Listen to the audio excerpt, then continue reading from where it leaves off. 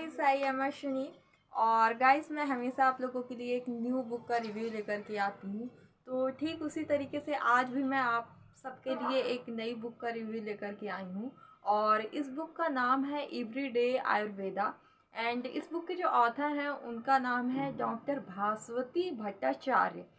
Guys, ये जो book है एवरीडे आयुर्वेदा, तो ये बुक उन लोगों के लिए काफ़ी अच्छी बुक है, ठीक बुक है जो लोग आयुर्वेद को अपनाना चाहते हैं, आयुर्वेदिक ट्रीटमेंट बहुत पसंद करते हैं। तो उनके लिए ये बुक काफ़ी ज़्यादा अच्छी होने वाली है। स्पेशली मैं भी काफ़ी ज़्यादा आयुर्वेद को मानती हूँ, आयुर्वेद से रिलेटेड चीज़ों को एक्सेप्ट करना चाहती हूँ, तो मुझे ये बुक काफ़ी अच्छी लगी।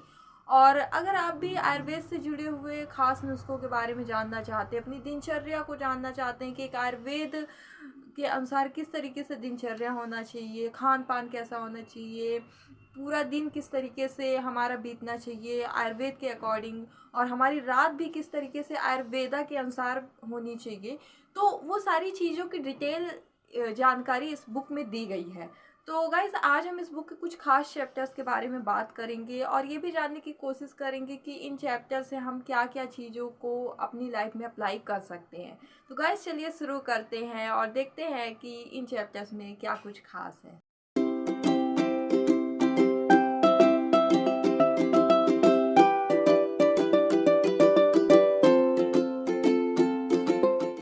तो गाइस, इस बुक का जो फर्स्ट पार्ट है उसका नाम है अर्ली मॉर्निंग रिचुअल। और इस पार्ट में एक चैप्टर इंक्लूड किया गया है राइस एंड साइन।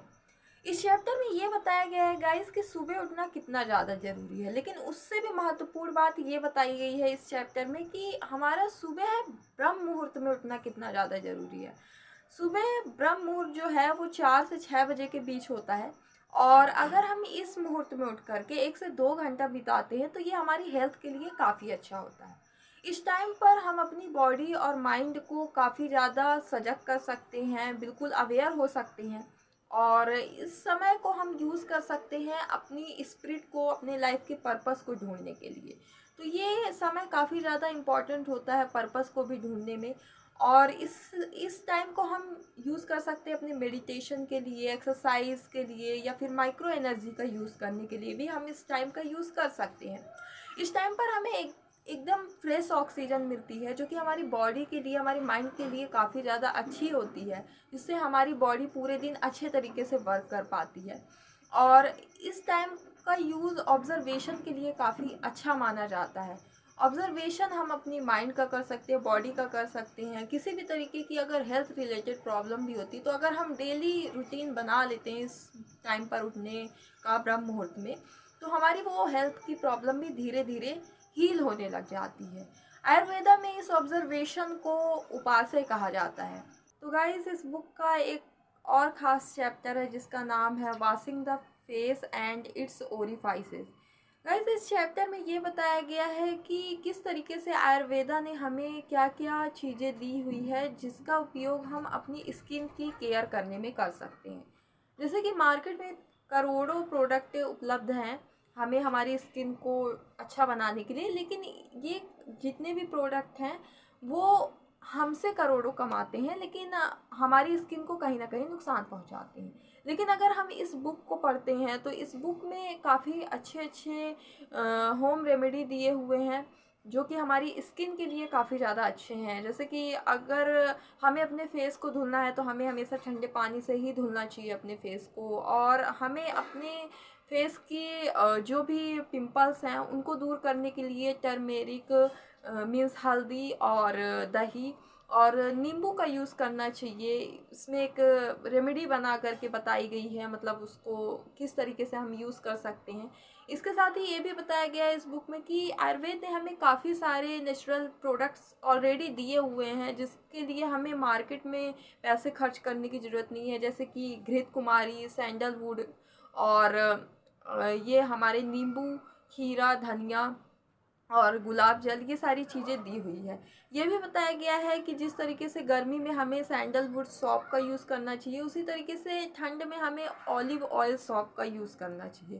तो ये सारी चीज़ें इस चैप्टर में डिस्कस की गई है। तो गाइस, इस बुक का एक चैप्टर और ख़ास है जिसका नाम है व्यायाम एक्सरसाइज। इस चैप्टर में एक्सरसाइज की वैल्यू को बताया गया है। ये बताया गया है कि किस तरीके से एक्सरसाइज जो है वो किसी भी ह्यूमन बॉडी में गर्मी बनाने में और उसका द्रवीकरण बढ़ाने में और उसके ब्लड के सर्कुलेशन को बढ़ाने में हेल्प तो करती ही है, लेकिन इसके साथ ही एक्सरसाइज ब्रेन के हिपोकैम्पस साइज को भी बढ़ाती है और ये हिपोकैम्पस मेमोरी बढ़ाने में काफ़ी ज़्यादा हेल्पफुल होता है। साइकोलॉजिकल टेस्ट से ये पता चला है कि जो एक्सरसाइज होती है वो काफ़ी ज़्यादा हेल्प करती है किसी भी ह्यूमन की मेमोरी को बढ़ाने में, और एक्सरसाइज में इंसान फ्रेश ऑक्सीजन ले पाता है, जिसकी वजह से ये भी उसके ब्रेन के लिए काफ़ी ज़्यादा हेल्पफुल रहती है, उसे फ़ायदा करती है। एक्सरसाइज से न्यूरोप्लास्टिसिटी में भी काफ़ी ज़्यादा हेल्प मिलती है।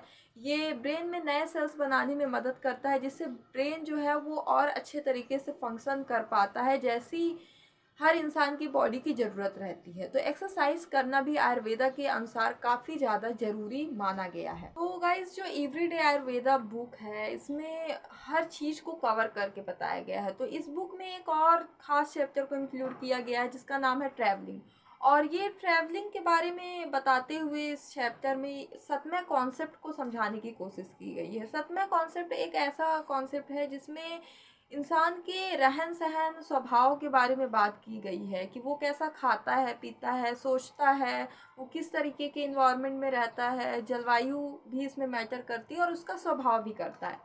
तो इसके लिए ज़रूरी है आयुर्वेदा के अनुसार कि हम खुद को घर में बैठे बैठे और अपनी सौच से लेसन नहीं सिखा सकते हैं।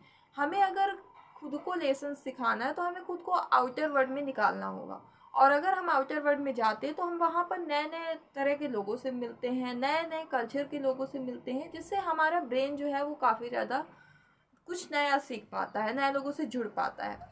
तो उस चीज़ की इम्पोर्टेंस इस चैप्टर में बताई गई है, और ये भी बताया गया है कि जब हम बाहर निकलते हैं तो हम कुछ नए ड्रीम बना पाते हैं, कुछ नया सोच पाते, कुछ डिफरेंट सोच पाते हैं, नए लैंड को देखते हैं, तो एक अलग ही हमारा वे ऑफ थिंकिंग हो पाता है। तो उस चीज़ की इम्पोर्टेंस को इस चैप्टर में बताया गया है। एवरीडे आयुर्वेदा बुक में प्रोफेशन के बारे में भी बात की गई है कि किसी भी पर्सन को अपना प्रोफेशन किस तरीके से चुनना चाहिए। तो आयुर्वेदा में जो दोष बताए गए हैं वो 3 तरह के होते हैं: वात, पित्त और कफ। तो इसमें तीनों दोषों वाले व्यक्तियों के लिए 3 टाइप के प्रोफेशन बताए गए हैं। जैसे कि कफ प्रकृति जिसकी होती है, जिसको ज़्यादातर कफ दोष होता है, तो उसके लिए एक स्टेबल जॉब सबसे सही होती है, और उसके आसपास के जो कलीग हों वो अच्छे हों और एक आरामदायक ऑफिस हो, उसके लिए ऐसी ही प्रोफेशन सही होती है। लेकिन अगर कहीं पर कोई पित्त दोष वाला पर्सन है तो उसके लिए ज़रूरी है कि वो एक ऐसी जॉब ढूंढे, एक ऐसा कैरियर ऑप्शन ढूंढे, हम यही कह सकते हैं कि उसकी लाइफ में हमेशा नए नए चैलेंजेस आते रहें, वो अपने लिए हमेशा एक नया चैलेंज क्रिएट कर पाए, और उसका काम थोड़ा कठिन होना चाहिए और वो एक ऐसा काम करे जिसमें वो पूरे वर्ल्ड को चेंज कर पाए। तो उसके लिए एक ऐसा करियर ऑप्शन होना चाहिए। लेकिन अगर हम बात दोस्त वाले पर्सन की बात करें कि उसका प्रोफेशन कैसा होना चाहिए, तो उसका प्रोफेशन एक स्थान से दूसरे स्थान पर जाने वाला होना चाहिए। मतलब कि इसमें सेल्समैन भी आ सकता है, कॉन्फ्रेंस मैनेजर भी आ सकता है, इनफैक्ट ट्रैवलिंग भी आ सकती है, जिसमें हम एक जगह से दूसरे जगह पर जा सकते हैं। तो इस तरीके से आयुर्वेदा में अलग अलग दोष वाले व्यक्तियों के लिए अलग अलग प्रोफेशन भी बताए गए हैं। तो इस चीज़ को भी हम काफ़ी अच्छे तरीके से इस बुक से सीख सकते हैं। तो गाइस, ये थे एवरीडे आयुर्वेदा बुक के कुछ खास चैप्टर जो मैंने आप लोगों के साथ शेयर किए। और इस बुक के जो ऑथर हैं डॉक्टर भास्वती भट्टाचार्य, इन्होंने काफ़ी अच्छे से सारी चीज़ों को बताया है इस किताब में कि आयुर्वेदा को किस तरीके से हम अपना सकते हैं अपनी लाइफ में, और किस तरीके से हमारा पूरा दिन का रूटीन होना चाहिए जब हम अपनी योगा मैट पर नहीं होते हैं। उन चीज़ों के बारे में भी इस बुक में बात की गई है। इसके साथ ही सदवृत्त एंड धर्म के बारे में भी बात हुई है। हमारे स्किन और नेल्स का क्या कनेक्शन होता है, उन चीज़ों के बारे में भी बात हुई है, और किस तरीके से हमारे खान पान में न्यूट्रिशंस को शामिल करना चाहिए, उन चीज़ों के बारे में भी इस किताब में बात की गई है। तो गाइस, अगर आप भी आयुर्वेदा को काफ़ी ज़्यादा पसंद करते हैं और आयुर्वेदा को मानते हैं और आयुर्वेद को अपनी ज़िंदगी में अपनाना चाहते हैं, तो मेरी यही सजेशन है कि आपको इस बुक को एक बार ज़रूर पढ़ना चाहिए। और इस बुक में बहुत सारी चीज़ों को अच्छे तरीके से डिस्क्राइब किया गया है, जो कि कोई पर्सन शायद ही बता सके हमें आयुर्वेद के बारे में। तो गाइस, मैंने इस बुक का लिंक डिस्क्रिप्शन बॉक्स में दे दिया, आप सब इस बुक को बाय करके रीड कर सकते हैं। और गाइस, आप मुझे मेरे इंस्टाग्राम पेज पर भी फॉलो कर सकते हैं, वहाँ पर भी मैं न्यू अपडेट्स डालती रहती हूँ, तो आप सब मुझे वहाँ पर फॉलो कर सकते हैं।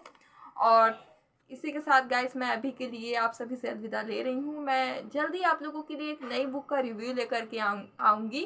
Thanks for watching my video. Bye bye, see you soon and see you again.